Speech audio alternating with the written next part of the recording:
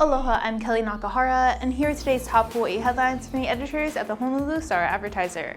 Also, huge mahalo to Longshrugs Hawaii for sponsoring the show. Head on over to your neighborhood Longshrugs for all your shopping needs. At least 6 people have died as intense wind-fueled wildfires tear through parts of Maui. Today, Maui Mayor Richard Bisson confirmed at least 6 deaths and 6 injuries from the fires that were whipped up on Tuesday. Firefighters were battling multiple brush and building blazes in Lahaina, Pulehu, and upcountry this morning. The fires prompted large-scale evacuations across the island, and more than 2,100 people were housed in emergency shelters overnight. Flames rose high above Lahaina as structures were razed, including buildings on historic Front Street. The U.S. Coast Guard was on the scene and rescued people who swam into the ocean near Lahaina to escape the fire and smoky conditions. Acting Governor Sylvia Luke issued an emergency proclamation on Tuesday, officially activating the Hawaii Army National Guard and freeing funds for relief efforts. Luke extended the state of emergency to all counties this morning. As Maui and the Big Island burn, a red flag warning remains in effect for leeward areas of all Hawaiian islands. The National Weather Service extended the fire weather alert through 6 tonight, setting high winds, dry feels, and low humidities caused by the passing Hurricane Dora. This morning, winds were blowing from the east at 20 to 35 miles per hour, with gusts reaching 40 to 50 miles per hour. The combination of wind, fuel, and humidity creates dangerous conditions, and the Weather Service said any fires that develop are likely to rapidly spread. In addition to the red flag warning, a high wind advisory remains in place for most mountain and leeward areas until 6 this evening. A high surf advisory is also in place for east-facing shores of Kauai, Oahu, Molokai, and Maui, where waves of 7 to 10 feet are expected.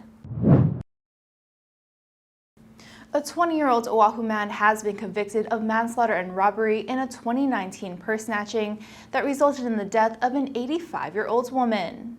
Dolores Capuz and her husband were walking along Kamehameha 4th Road on the morning of July 21, 2019, when Sakit Saingo rode past on his bike. Saingo pulled Capuz's purse from her shoulder and in the process knocked her to the ground. She died 5 days later of a traumatic brain injury suffered from the fall. Saingo, who was 16 at the time of the purse snatching, was tried and convicted on Tuesday in a jury-waived trial. Already facing 20 years in prison for the manslaughter conviction, Saingo could be sentenced to life with the possibility of parole. Shoppers in Hawaii are being advised to keep an eye out for credit card skimmers discovered at supermarkets, ATMs, gas stations, and even the zoo. Card skimmers are devices that attach to a legitimate card reader and scan or skim credit or debit card information anywhere the cards can be swiped. More advanced models can log PIN numbers. Criminals use the data to create fake cards and steal from victims' accounts. On July 27th, Time said it discovered card skimmers at self-checkout terminals at its Kahala location. A more thorough investigation found the devices at Time Supermarket Veritania, Kaimuki, Aiea, Mililani, and Kunia. Because skimmers often sit on top of the actual card reader, police recommend checking the alignment between the reader and the panel underneath it. Skimmers may also be identified by comparing the appearance of a card reader to a neighboring terminal, ATM, or gas pump.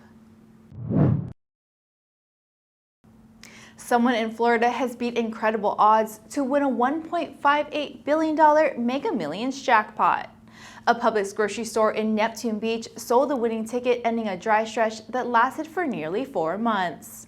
Before the big win Tuesday night, there had been 31 straight drawings since the last time someone won the game's jackpot on April 18th. The long winnerless period allowed the prize to grow to the 3rd largest in U.S. history. Mega Millions players face odds of 1 in 302.6 million. The winner of the $1.58 billion can opt for an annuity that will be doled out over 30 years. A more popular opinion is to take a lump sum payment, which for Tuesday's jackpot is an estimated $783.3 million minus taxes. For more on these stories and all the latest headlines, subscribe to the Honolulu Star-Advertiser. Visit Hawaii's top source for breaking news online at staradvertiser.com and download the Star-Advertiser mobile app. Mahalo, have a great day, and we'll see you right back here tomorrow.